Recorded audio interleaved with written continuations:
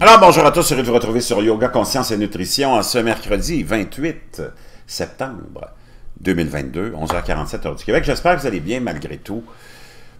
Je viens de tomber sur une nouvelle. Merci à ceux qui sont abonnés, ceux qui ne le sont pas, faites-le maintenant. Sur une nouvelle vraiment, d'abord déprimante, puis alarmante.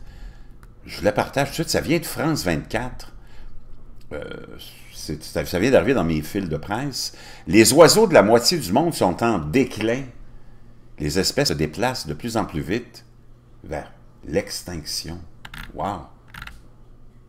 Imaginez-vous, près de la moitié de toutes les espèces d'oiseaux sont en déclin dans le monde et 1 sur 8 est menacée d'extinction selon un nouveau rapport important avertissant que les actions humaines poussent de plus en plus d'espèces au bord du gouffre et que la nature est en difficulté.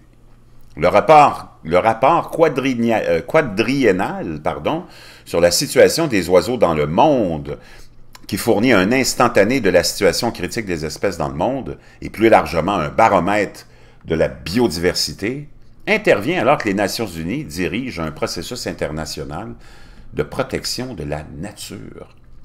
Une espèce d'oiseau sur 8 est menacée d'extinction et le statut des oiseaux dans le monde continue de se détériorer. Les espèces se dirigent de plus en plus vers l'extinction, indique le rapport publié cette semaine par BirdLife International.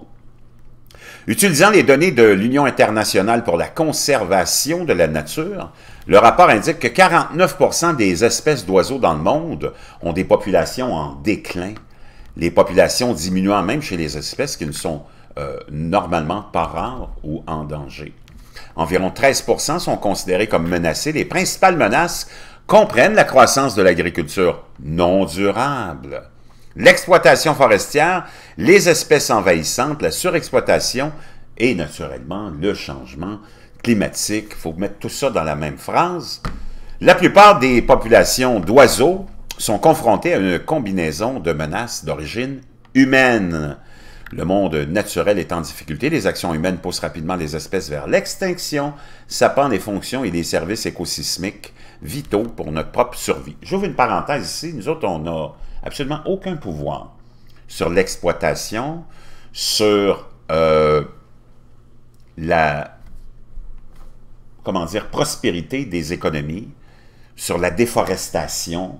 C'est les grandes multinationales, c'est les grandes entreprises, c'est les Amazon de ce monde, c'est nos gouvernements qui permettent le développement comme ça économique. Nous autres, on est des pions, des moutons, on fait que répondre à l'appel de la consommation. Donc, quand même qu'on nous donnerait ce rapport-là à nous, pas grand-chose qu'on puisse faire. Comprends-tu?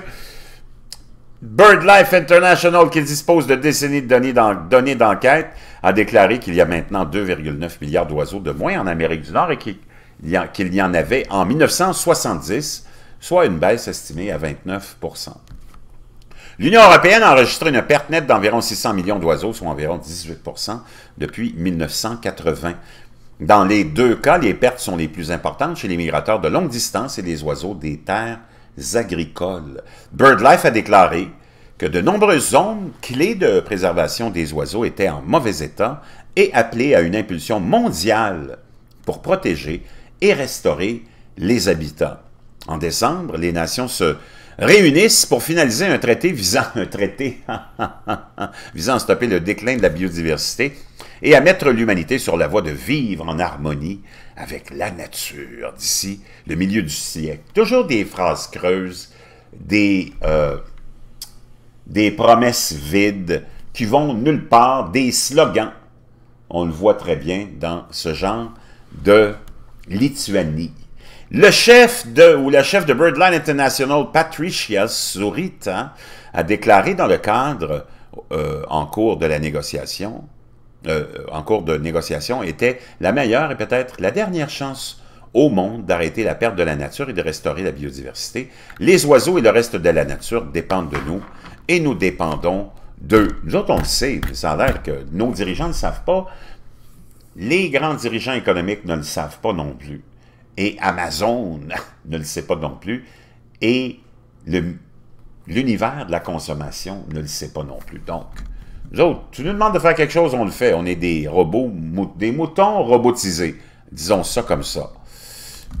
Je veux juste, avant qu'on se quitte, essayer de vous trouver quelque chose.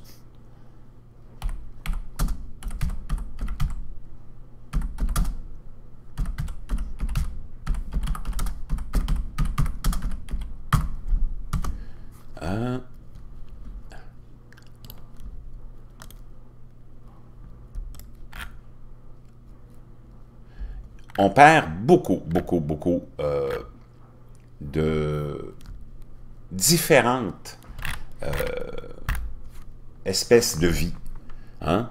Je pense que au niveau des insectes, au niveau des plantes, au niveau des poissons, au niveau de toute la biodiversité, de toute la nature, il y a au moins 5 à 10 espèces qui disparaissent presque chaque jour.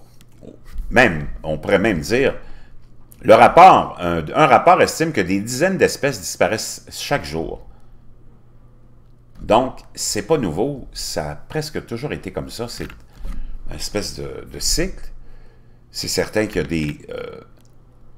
des mouvements qu'on peut stopper, mais il y a des mouvements aussi d'élimination naturelle. Donc, mais pour ce qui est de l'article ici en question, c'est beau, je suis d'accord avec tout ça, mais que notre activité probablement a un impact, mais c'est aux dirigeants d'agir rapidement, mais on ne le fait jamais parce qu'il y a des intérêts économiques. Je vous reviens.